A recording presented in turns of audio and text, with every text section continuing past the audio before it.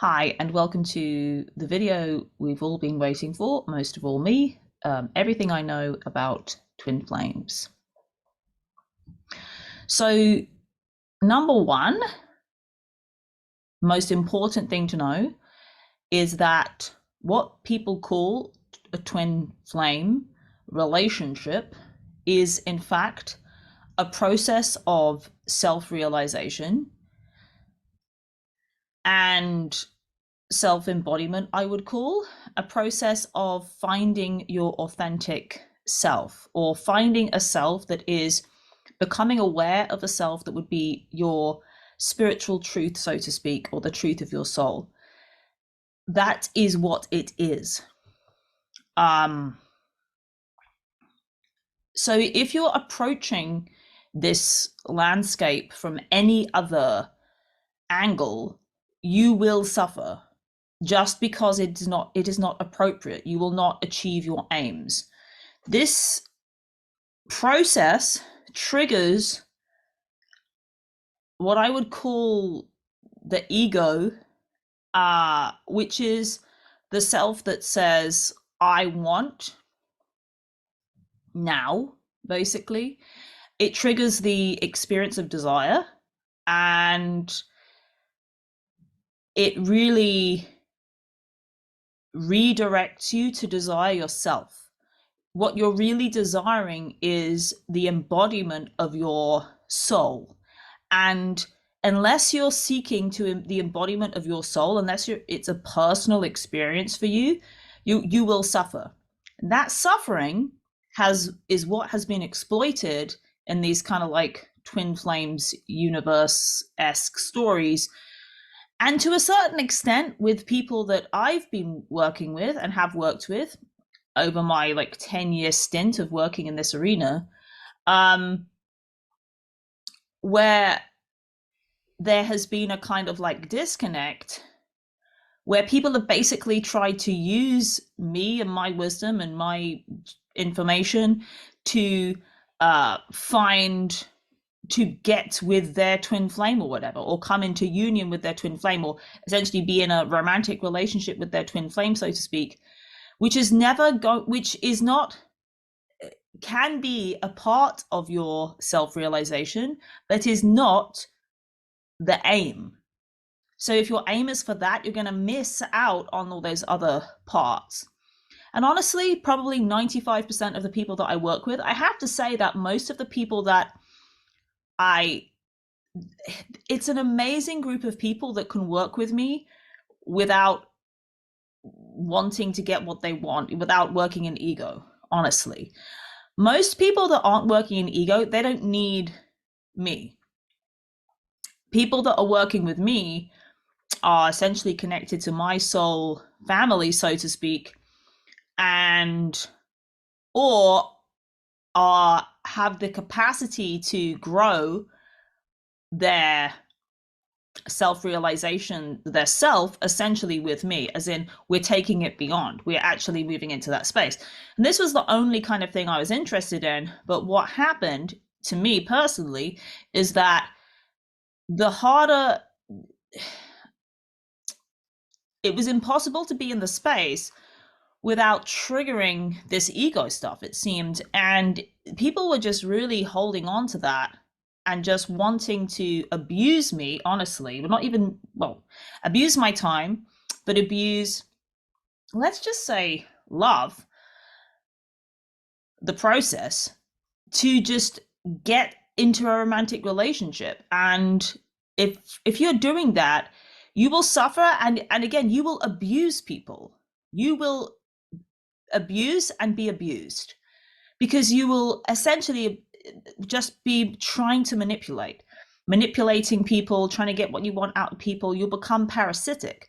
So people become parasitic, and then that's how these kind of cults, which is just like systems of belief, are born, because they're born from this collective desire to achieve an aim, which has been union or harmonious union, with your twin flame. And people can use that in lots of different ways. They can say, oh, I found union, it's like it's a state of self. It actually isn't a state of self, but we'll kind of go into that. I wrote this down. So let's see. So number one, it is a process of self-realization. That's it. And that's the journey and the context you should place it within. Otherwise you're in trouble. And number two, the relationship can be anything. You got to understand this from a very basic premise. Honestly, you just want to be open-minded about when you are on the process of self-realization, you realize that everything is neutral. In reality, everything is neutral. So, and everything is you, and everything is your perspective. Everything is you through the experience of your perspective. Everything is experienced through your lens, which is you. So from that, you cannot place conditions upon what something is, if that makes sense, because nothing really is anything until you give it meaning. So the meaning we attached is we created meaning around romantic relationship and then said, well, this is the context that I'm going to place this relationship within. The relationship can be anything and manifest as anything. When I first started this work and I was trying to kind of like teach people about this, what I would say is, for example, right now, I'm in a relationship, but that person is not in the room with me. I could not be in a relationship with that person and my experience would be exactly the same now. The only difference is there's a thought in my head or awareness in my head, I'm in a relationship with this person. So, but the actual experience doesn't change. If you're alone in a room, if you're married to somebody and they've gone to Timbuktu, your experience is basically the same when you're alone. It's all thoughts in your head. So from pure reality and truth, everything is neutral. Everything emerges from the moment. Everything emerges from now. And your perspectives, awarenesses, thoughts, and beliefs create that experience. It doesn't really matter. What is essentially malleable. It doesn't really exist.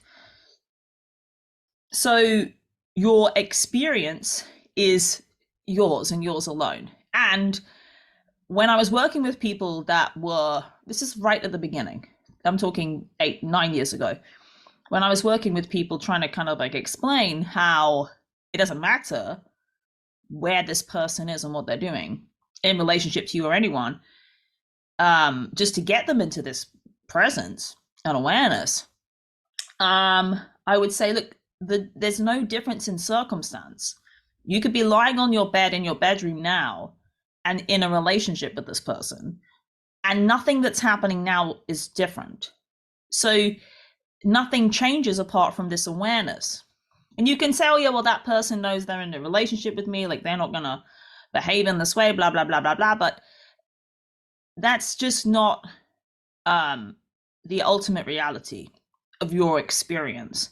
So self-realization is the process of understanding your experience. Self is your experience. When you're realizing your experience, that's what that is. So the relationship can be anything, and it is anything. A relationship is most of the time nothing.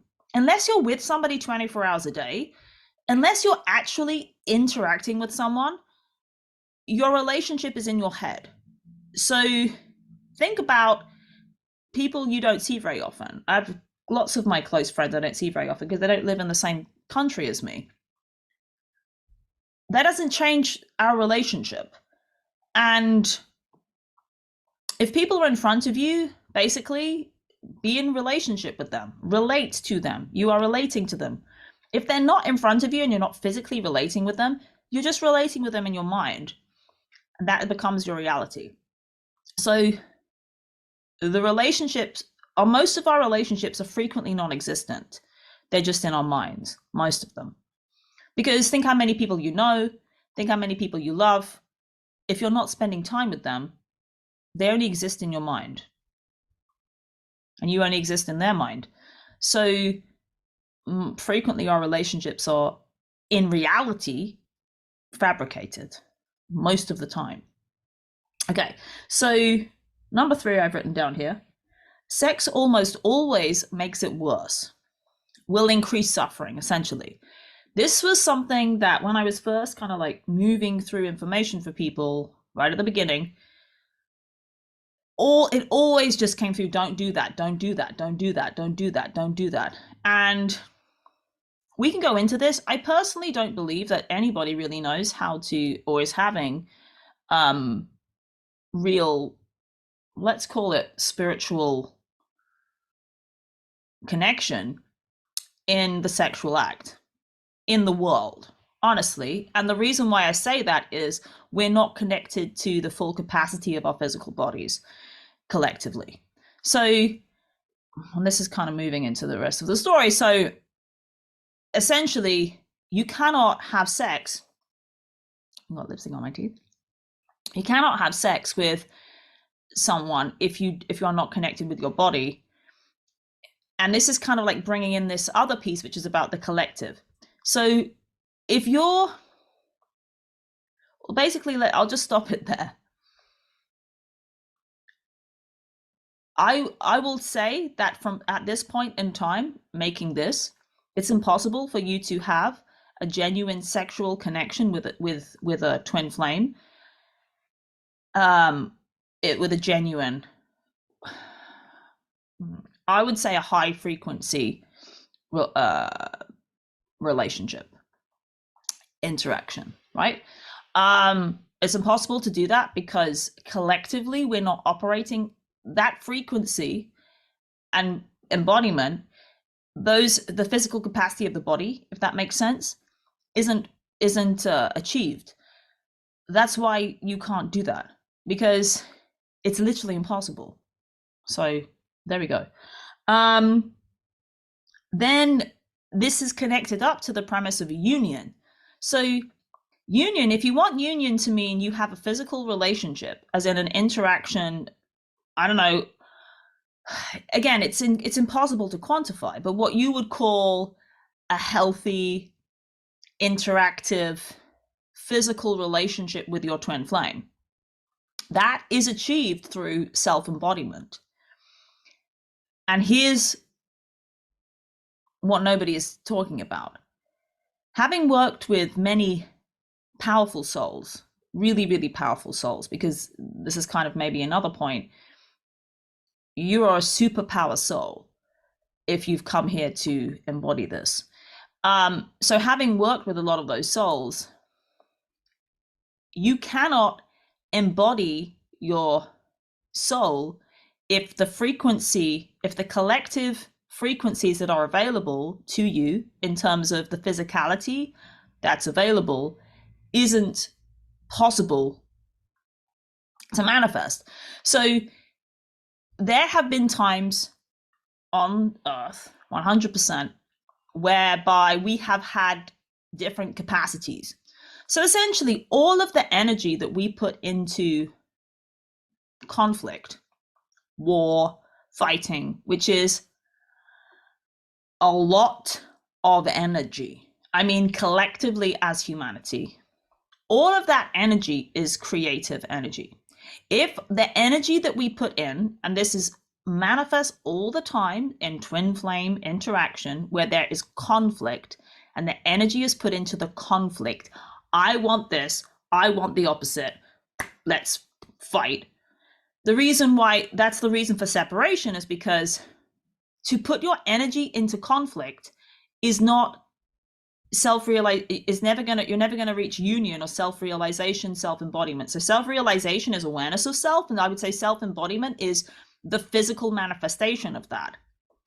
So that physical manifestation is dependent upon what is available to you as a human. And there have been manifestations of humanity, or whatever you want to call it, whereby we have not been in a militarized civilization, essentially, whereby there's lots of conflict and essentially just constant battle, where in complete harmony, where everybody is living in genuine harmony, essentially embodying the freedom of their soul, the neutrality of their soul, genuinely living in neutrality, then that energy, because everything expands and becomes bigger and bigger and bigger, is put into creative acts. When we essentially harness our consciousness to build things together, then we can do some really cool stuff. And previous civilizations have done this cool stuff with frequency, with vibration. Essentially, this is how you move. You can change you can literally harness free energy. You can essentially do physical things that seem impossible because essentially we're just harnessing our consciousness, connecting up with the limitlessness of our soul knowing and soul experience, connecting much up to spirit, you could say, which is really limitless in its ability to create. And then by harnessing that awareness together, for example, if 100 people know that it's possible to lift a rock with their minds, then they'll lift the rock with their minds, essentially. I don't quite know how many people at this time would need to be able to, like, how you would work with that consciousness. But essentially, our consciousness collectively is not at a point whereby we can, be at that level of living. This is where this kind of, I've spoken about community before, and people are like, oh no, I don't want to like be in twin flame community, like it's full of BS, which it kind of like has been. This is not what I'm talking about. What I'm talking about is harnessing our consciousness together. It's probably like not time. I don't think it's time yet, which is why I'm not really allowed to work anymore, because that's kind of like what I'm doing, what my work is, which is to harness our consciousness together. There just aren't enough people, I don't think, or it's just not the right time because I'm being used for other things, to create this community, so to speak. But really, it's a community of consciousness. Why it's so frustrating and has been so frustrating for me is I'm connected up to all these like superpower souls, but they're not connecting up together. They're just living in a little kind of like piece, trying to manipulate the piece around them and not really getting all in one space. My aim is to really bring people into one space, but I do not feel like we have the tools or the capacity to do what we would need to do together. Everyone's just kind of like sitting around singing bowls right now. There's nothing wrong with that, and that is beautiful and powerful, but it is not the level that we're talking about in terms of embodiment. So if you're a twin flame and you're trying to get into union, or you're like spiritually self-realized and you wonder why you're not in union, this is going to sound like a get out of jail free card, but maybe it is kind of get out of jail free card. What I'm saying is, and what I channel is that if your self-embodiment, if the capacity does not exist at the current time for you to be self-embodied, as in your body, in your soul, you cannot be with your twin flame, because you cannot, if you cannot manifest yourself, you cannot manifest union. And this is why, because I work with superpower souls, and this is always what kind of like moves through. And it's why people can get frustrated and they can get stuck in loops. You have other things to do. This is where I talk about kind of like mission. You want to be on the path to your self-embodiment. Self-realization is always happening because you're always growing and changing. So the path of self-realization is a constant experience of realization. You never become self-realized because you're always growing and evolving. It's like saying, and clean. You never, it's like you grow, you change, you wash, right? Because you live, you have to kind of wash. So it sounds like you're like the unclean. It's just something that is always happening. So that's it, self-realization. The same goes for self-embodiment. You realize more things, you embody those things. How that could go on a basic level is your destiny, so to speak, your realized self, and with self-embodiment, honestly, can be a lot of different stories. So that's one thing. Any relationship and any embodiment can look 1,000 million different ways, because it's not about what is manifesting or what is actually manifested. It's about its frequency, its vibration, aka how that feels to you, and also how that fits into the world, and it will feel like that to other people. So you could become a world famous singer, or you could become a world famous artist. Maybe you're supposed to be world famous, but it doesn't really matter the medium. So the medium that you're using in order to be embodied doesn't really matter. The game that you're playing doesn't really matter. But what matters is the level, or the feeling, the frequency, and also kind of like the level that you get to, so to speak. So if you're supposed to be, or your embodiment is to be very well known, then that will happen, but it will happen in, whatever ways. So union, so to speak, is really with self. It's into that self-embodiment stage. Only when you are manifested, so to speak, in your soul, can you then genuinely interact with the part of your soul that's manifested, if that makes sense. Which is why there's all these people feeling like they're self-realized. They're like the highest spiritual manifestation of self, but they're not in union with their twin flame. There's no capacity for union if there isn't, you can't. It's almost like a color that doesn't exist. If that piece of the spectrum doesn't exist at the current time, in the current manifested world, you can't achieve it. You can't be it. You can't paint a picture in a color that doesn't exist. So essentially, that's it. What do? You paint your picture, and you will feel good. You will not suffer in the experience of self-realization and self-embodiment under those circumstances. And you will also, part of your job is to create that next level. So if it's a spectrum and it kind of goes up in levels, your job is to go up to that level. You have to be that world famous artist if that's who you are, essentially, also, you don't have to do anything, because it's a consciousness thing. Your job, so to speak, may be just to feel good. Honestly, your job is just to feel good every day. However that manifests doesn't really matter. If it genuinely feels good for you to just be alone and meditate and just be in nature for 5 years, that's your service to the world. If you feel like you want to create something, or create a business, or work, or whatever, it really doesn't matter. Then, and that feels best and feels flowing and amazing to you, that is your service. It doesn't matter what manifests. It matters how you feel and that you find flow. And that brings me to the next piece, which is most people, especially women in this area, do too much. They try too hard. They meditate too much. They try too hard. The feminine position is essentially passive. It's missing in the soup. So in the soup, it's kind of like not doing. When we're not doing, when we're kind of like much more being, but even being is too aggressive in the space, because it kind of implies that you have to be something, right? It's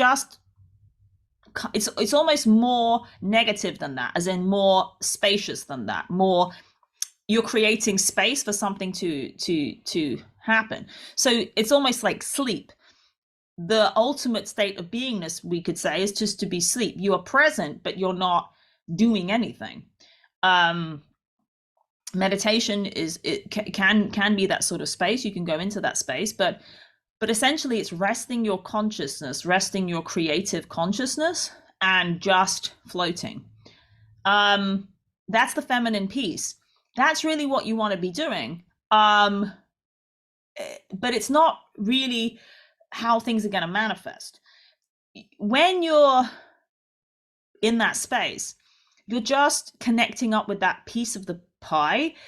That's not a good thing to do. So essentially, if you're floating in bliss all day, you can call it bliss, or kind of like nothingness or neutrality, that's just connecting up with that piece, which is really important to you and to everyone in terms of this embodiment and in terms of this manifestation. But that isn't like, oh, this is how I'm going to get into union, right? Or anything like that. If you're then believing, oh, I'm a really good spiritual person because I'm spending all this time in this space, that's completely wrong essentially in as a thought, because it's just incorrect as a thought. It really doesn't matter where you are, as in it's not going to create anything better. It's just a piece of the pie. So it's like a jigsaw puzzle. Putting one piece of the jigsaw over here, yeah, it creates the jigsaw, but another piece over there, which could be drinking a bottle of champagne one night with your friends, that's another piece of the jigsaw. That is not any different from I'm meditating 10 hours a day. It's just a piece of your puzzle that needs to be realized, right? Or embodied, or whatever is happening. Okay, so I've written down here, do not try to be in romantic relationship, it will not fit. So essentially, the reason for this is the romantic relationships that we have are not a reflection of spiritual soul relationship. Like I said, the main kind of like quantifier for romantic relationships is sex, is a sexual relationship. Because otherwise it's platonic, right? If it's impossible to have a genuine embodied sexual relationship, you cannot have a genuine embodied romantic relationship, because that is the quantifier on earth. If you're you can spend day in, day out with someone and be extremely close with them and sleep in the same bed with them and all this kind of stuff, and it's completely platonic.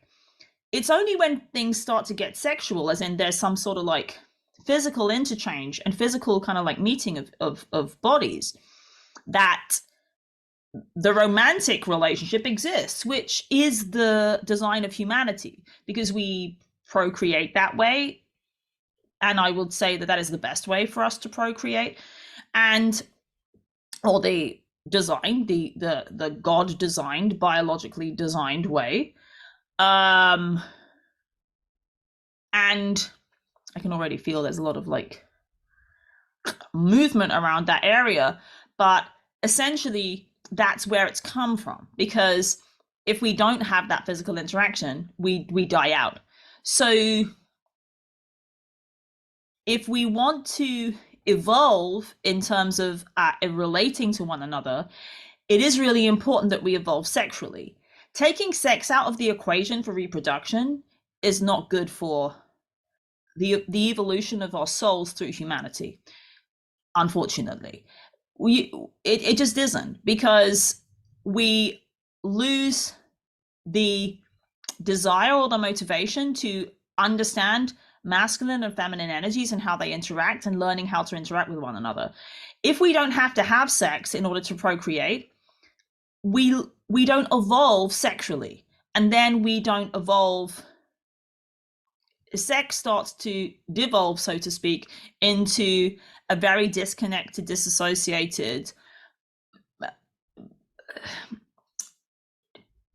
unfulfilling experience, which is kind of basically what's happened, which is why romantic relationship as it is doesn't fit, and why sex as it is doesn't fit. It's essentially gonna like, I mean, in my psychic eye, when I see people, this kind of like sexual act in this, let's say, twin flame space, it's like an explosion. The repelling of the magnetism is so intense, it just goes poof.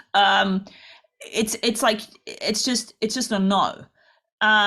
Because essentially you're going to be investing in something that isn't the reality, the embodiment. So if you can use something to do, the wrong tool for the job, life won't let you use the wrong tool for the job. It's going to feel bad, and it just won't let you.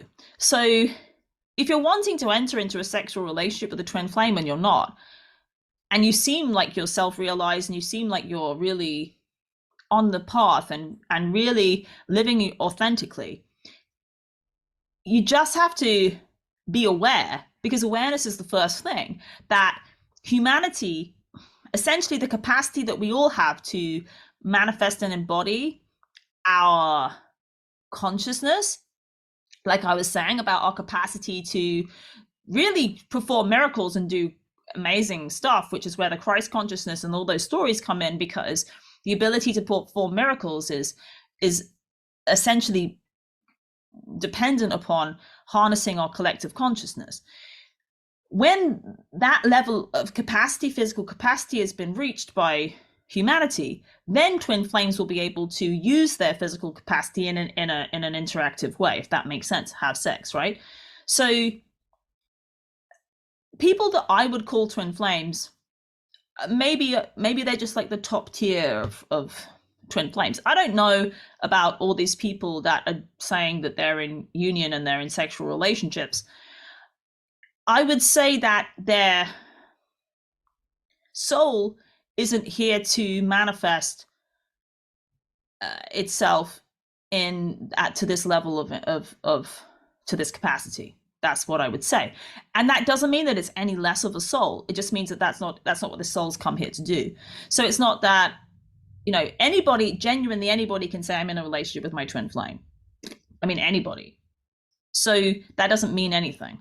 I'm talking specifically about self-realized, self-embodied on that path, growing, present super souls, as I would call them. These are the ones you are here to elevate, but you don't have to try to do that. The only thing you have to do is really be your authentic self. And that is not easy, because especially when you're operating at this level, you just get used and you've got to kind of be wherever you need to be, do whatever you need to do. It's extremely challenging. Essentially, you have to find whatever brings you the most peace.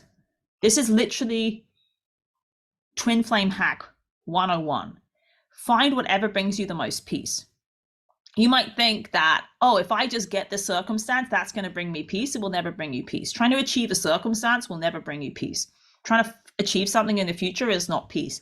Peace is whatever brings you peace now. That's what you want to try to find. And peace and flow. But peace is essentially neutrality. Anything that feels neutral is bedded in reality, and that is always going to be authentic to you and your soul, to be in a neutral space. What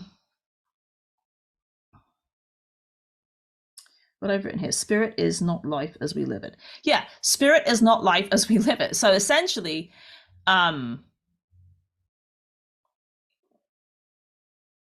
if you try to make life fit, if you go into a twin flame experience trying to use the existing stories to put together a dream, that will not manifest, because your destiny, so to speak, the manifestation, your authentic dream, is dependent upon other physical manifestations. So if you create your dream from humanity as it exists now, that will not be authentic. And so really the only way to live authentically is to find flow, to find peace, to find the creative self.